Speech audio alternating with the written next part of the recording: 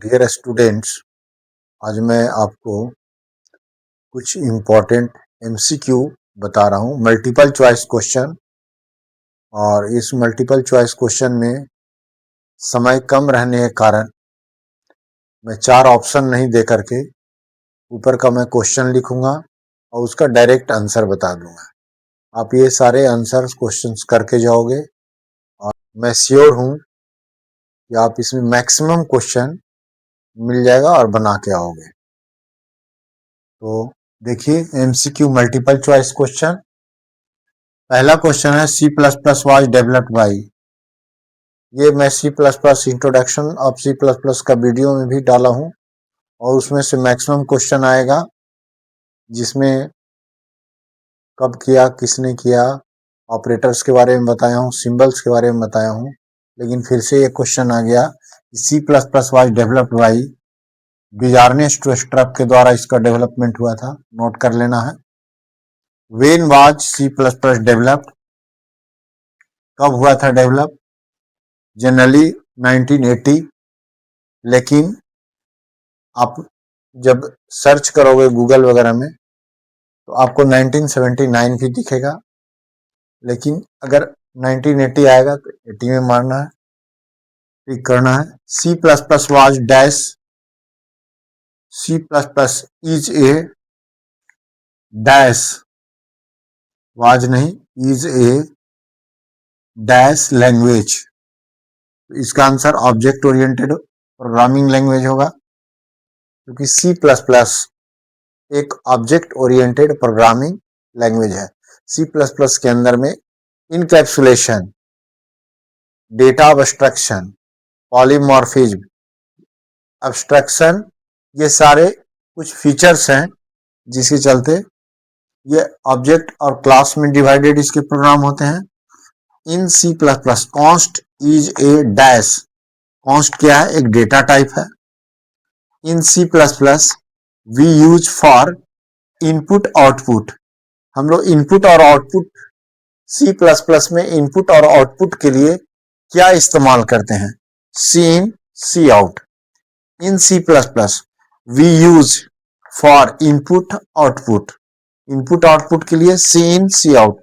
जैसा कि आप कोडिंग जब करते हो तो सी इन और सी आउट का इस्तेमाल करते हैं।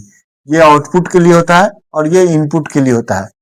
तो आगे का मेरा वीडियो जो आने वाला है उसमें मैं सी प्रोग्रामिंग लैंग्वेज बिल्कुल स्टार्टिंग से बताऊंगा, लेकिन अभी फिलहाल हम लोग एमसीक्यू पर ध्यान देते हैं। सी प्रोग्रामिंग और सी प्लस प्लस प्रोग्रामिंग दोनों लैंग्वेज को शुरू से, स्टार्टिंग से डेप्थ तक ले जाऊंगा।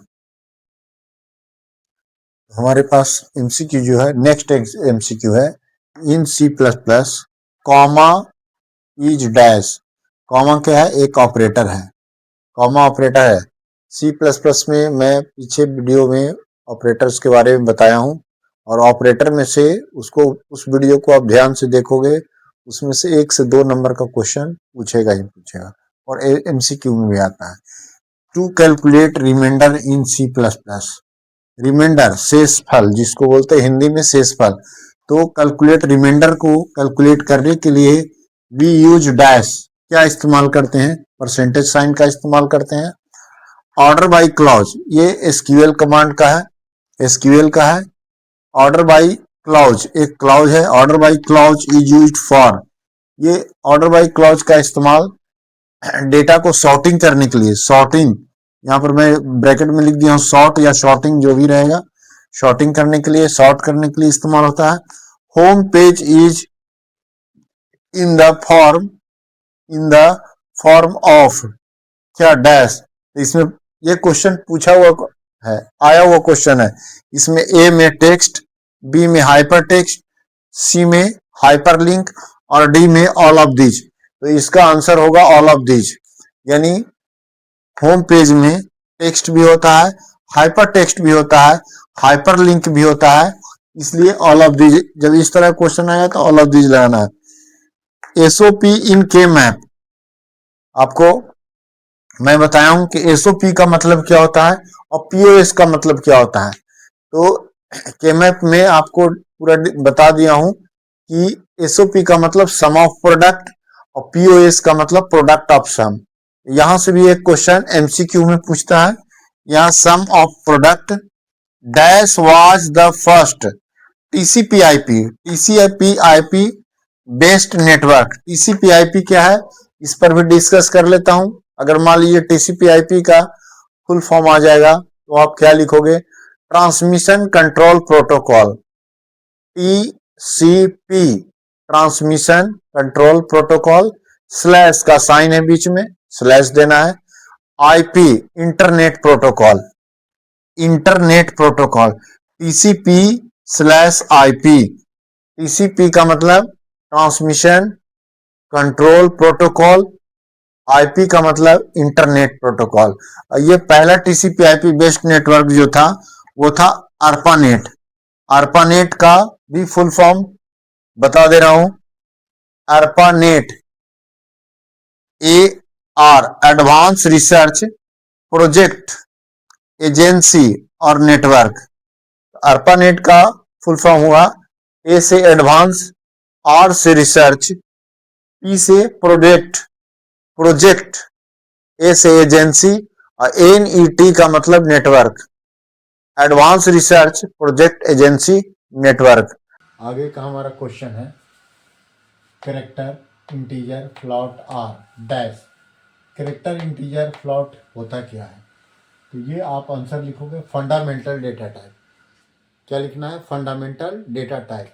लेकिन अगर इसी में क्वेश्चन घुमा दिया कि स्ट्रक्ट, STRUCT, स्ट्रक्ट और क्लास क्या है, तो इसे हम लोग डिराइव्ड डेटा टाइप कहेंगे। इसका आंसर क्या हो जाएगा, डिराइव्ड,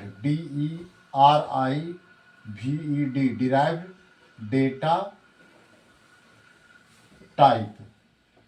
डिराइव्ड डेटा, स्ट्रक्ट और क्लास, ये दोनों जो कीवर्ड है वो डिराइव्ड डेटा टाइप है।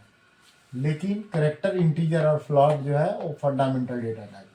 सिंगल कोड के अंदर, अगला क्वेश्चन, सिंगल कोड के अंदर लिखा हुआ है A is an example of. A is an example of क्या, करेक्टर, करेक्टर लिटरल, ये करेक्टर लिटरल है। सिंगल कोड के अंदर करेक्टर लिटरल होता है, डबल कोड के अंदर होता है जो वो होता है स्ट्रिंग लिटरल। ये देखिए स्ट्रिंग लिटरल। डबल कोड के अंदर ये करेक्टर और स्ट्रिंग का पूरा डिटेल्स वीडियो में पीछे C++ इंट्रोडक्शन में बताया हूँ, सिंगल कोड में और डबल कोड में होता क्या है। स्ट्रिंग लिटरल, एग्जाम, लेकिन देखिए डबल कोड के अंदर एग्जाम है, डबल कोड के अंदर कुछ भी लिखा होता है वो स्ट्रिंग होता है। Exam is an example of string literal. कभी कभी यहाँ पर नाम लिख देगा किसी का, या एग्जाम 2025, 2026 इस तरह से, तो वो स्ट्रिंग लिटरल है। The elements are inserted in queue from the end is called. एक क्यू के अंदर जब वैल्यू को इंसर्ट किया जाता है तो उस इंड को क्या कहते हैं। एक क्यू के अंदर जब वैल्यू को इंसर्ट किया जाता है तो उस इंड को क्या कहते हैं। आंसर में हमारा है rear. The element are inserted in stack from the end is called. एक स्टैक के अंदर में जब वैल्यू को इंसर्ट किया जाता है तो जिस इंड से वो इंसर्ट होता है उस इंड को हम लोग टॉप कहते हैं, TOP। स्टैक से और क्यू से दो तरह का क्वेश्चन पूछता है। एक तो आपका क्यू हमेशा रियर से होता है और क्यू से डिलीट जो डेटा होता है वो फ्रंट से होता है। क्यू से डेटा पूछेगा कि डिलीट कैसे होता है तो वो फ्रंट से होता है, और स्टैक से डेटा टॉप से इंसर्ट होता है और टॉप से ही डिलीट होता है।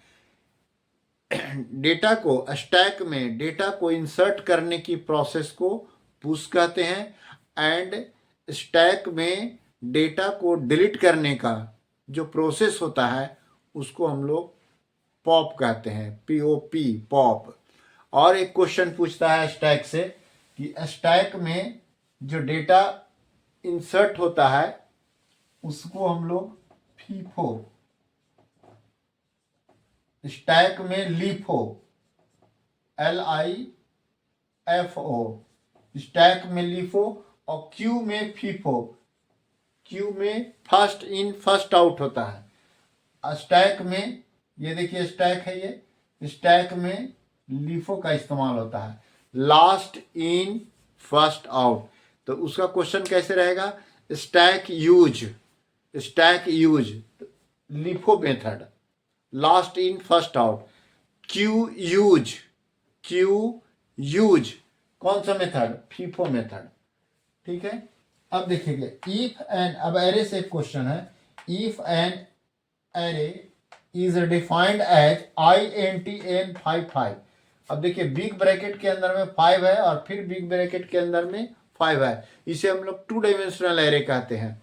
2 डायमेंशनल एरे में इसका फॉर्मूला होता है नंबर ऑफ एलिमेंट निकालने के लिए रो इनटू कॉलम। रो M से इंडिकेट होता है और N से कॉलम को इंडिकेट करते हैं। तो M इंटू N यानी 5 में 5 से गुना करेंगे तो हमारा कितना आएगा, 25 एलिमेंट आएगा। यानी कह रहा है कि how many element can it can store, कितने एलिमेंट को ये स्टोर कर सकता है। तो जब 5 रो और 5 कॉलम होगा तो सिंपल सी बात है कि गुना हो जाएगा, 5 पचे 25 होगा। इसलिए इसका आंसर, सही आंसर क्या होगा, 25।